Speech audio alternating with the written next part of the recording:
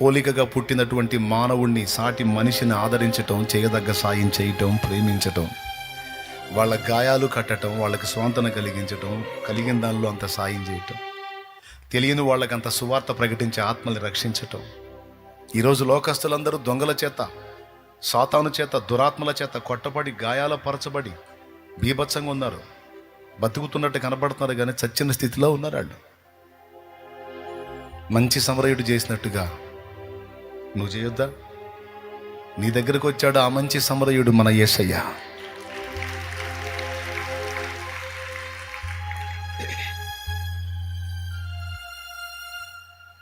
వచ్చి నీ గాయాలు కట్టాడు, నిన్ను బతికించాడే, నీకు ధైర్యం ఇచ్చాడు, భరోసా ఇచ్చాడు, ఈరోజు బ్రతుకు విలువ నేర్పాడు.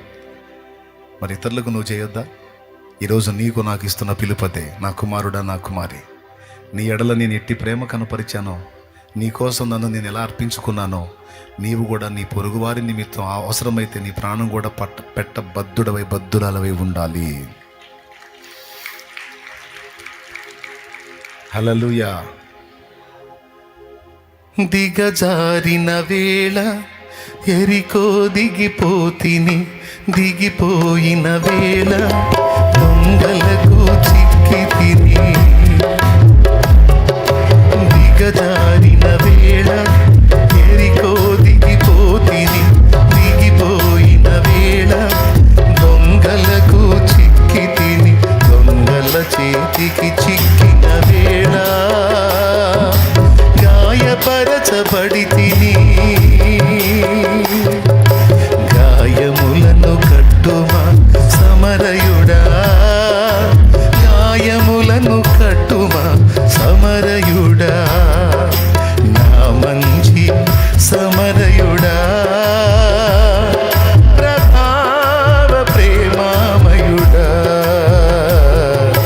నా మంచి సమరయుడా,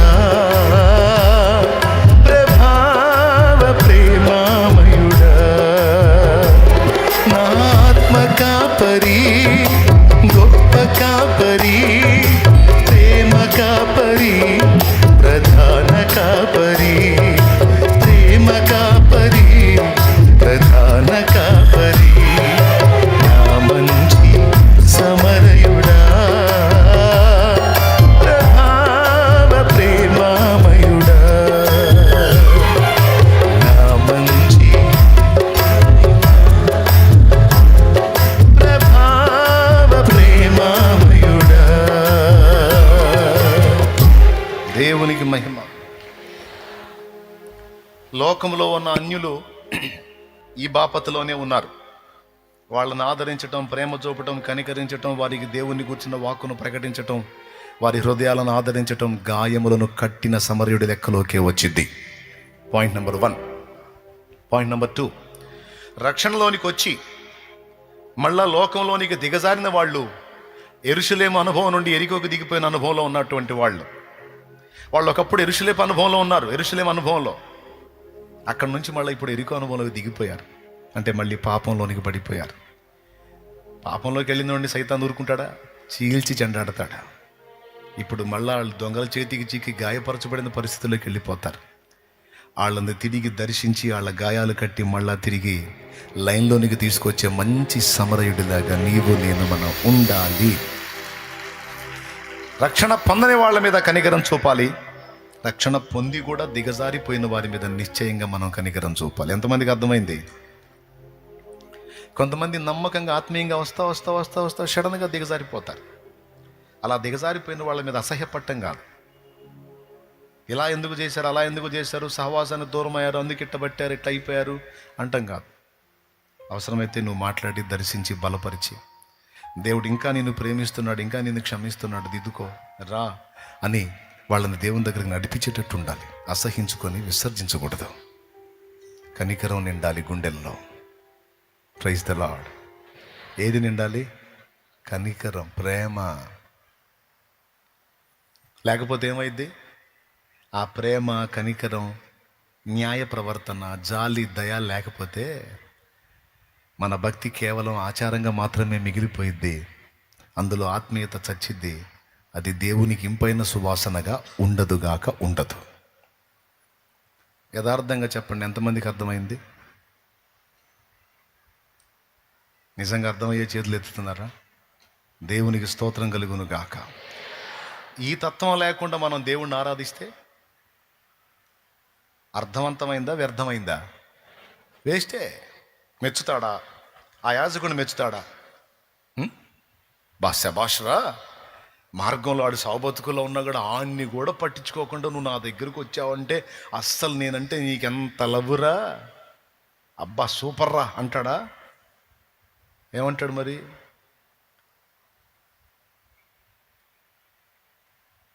నీకు తెలిసి ఏమంటాడు?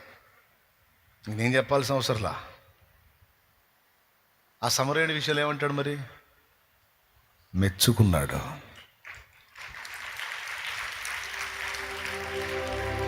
రెండు విషయాలు.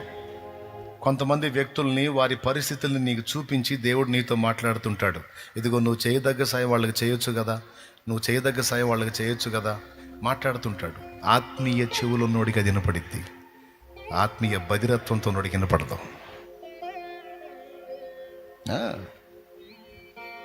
కొన్ని పరిస్థితుల్లో దేవుడు నీతో మాట్లాడతాడు అనేది ఒకటి. రెండోది ఏంటో తెలుసా? అవకాశం. దేవుడు నిన్ను మెచ్చుకోవటానికి, నీలో తన తత్వాన్ని చూసుకోవటానికి దేవుడు నీకు ఇచ్చే అవకాశాలు అవి. ఇది రెండోది తెలుసా? ఛాన్సెస్ మిస్ కాకూడదు. ఆగి పరిచర్య చేయొచ్చు, ఏముంది లేని వెళ్ళిపోవచ్చు. అడ్రోడ్ సెంటర్లో ఎండాకాలం రోజుల్లో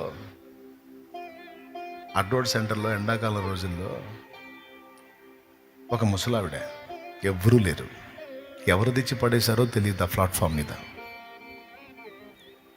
చండాలం చేసుకొని కూర్చుంది, ఎర్ర టెండలో, పైన బట్టలు కూడా లేవు. ముసలావిడ యూరిన్ చేసుకొని గందరగోళం చేసుకొని ఉందాం. ఆ సెంటర్ మొత్తం జనం తిరుగుతున్నారు, కానీ ఆ ముసలావిడ జోలికి ఎవ్వడు పోవటంలా. ఒక స్త్రీ కానీ ఒక పురుషుడు కానీ ఎవ్వరు పోవటంలా. చూస్తున్నారు, తిరుగుతున్నారు, ఎవ్వరు పట్టించుకోవాలా. ఆడ మనిషి అయిపోయింది. నేను చూస్తున్నా, బాధపడుతున్నా, వస్తున్నా, అడ్డోడ్డు ఎక్కుతున్నా, అమెరికా ఎక్కుతున్నా. అరే రే రే రే ఈ పరిస్థితుల్లో ఉంది, గతి ఏందని ఆలోచన చేస్తా ఎక్కుతున్నా. ఈలోపు ఆ రోడ్డు దాటి ఒక చెల్లు వస్తుంది. రోడ్డు దాటి ఏడు కోసం తెలిసి మందిరానికి వస్తుంది. ఇక్కడికే వస్తుంది, మందిరానికి వస్తుంది. ఆమెకి వెళ్ళి చూసింది. అసలు ఈ అమ్మాయి ఏం చేసిద్దో అని నేను సైలెంట్గా పక్క నుండి అబ్జర్వ్ చేశా. అల్లాడిపోయింది. ఆ పెద్ద ఆవిడని చేతులతో ఎత్తుకుంది.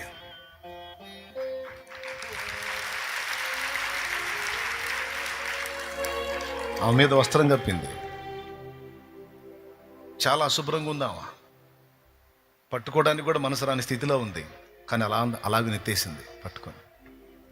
ఆ ఎండ నుండి ఒక పక్కగా తీసుకెళ్ళి కూర్చోబెట్టి, నీడను కూర్చోబెట్టి, ఆమె పైన బట్ట కప్పి ఆమెకు ఉపచారం చేస్తే నిలబడి ఏడ్చుకున్నా. ఎవరో కాదు, ఆ బిడ్డ నా ఆత్మీయ బిడ్డ అయినందుకు నా ఆనందానికి అవధులు లేవు. ఈ పని చేసిన బిడ్డ నా ఆత్మీయ బిడ్డ అయినందుకు ఎంత పులకించిపోయిందో నా మనసు.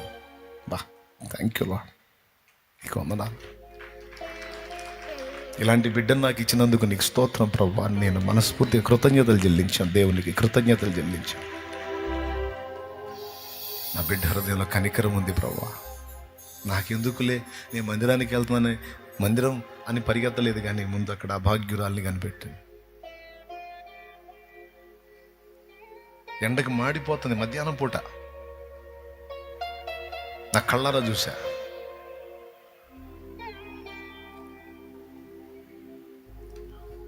చేయాలమ్మా, సామాజిక సేవ చేయాలి, సోషల్ సర్వీస్ కూడా చేయాలి. నేను ఆకలి గుంటిని, మీరు నాకు ఆహారం ఇచ్చితిరి. నేను దప్పిగొంటిని, మీరు నాకు దాహం ఇచ్చితిరి. నేను చెరసాలలో ఉంటిని, నన్ను చూడవచ్చితిరి. నేను రోగినై ఉంటిని, మీరు నన్ను పలకరించారు. నా తండ్రి చేత ఆశీర్వదించబడిన వారలారా, లోకం పుట్టినది మొదలుకొని మీకోసం సిద్ధపరచబడినదిగో మహిమ లోకం వెళ్ళండి మీకోసమే అంట.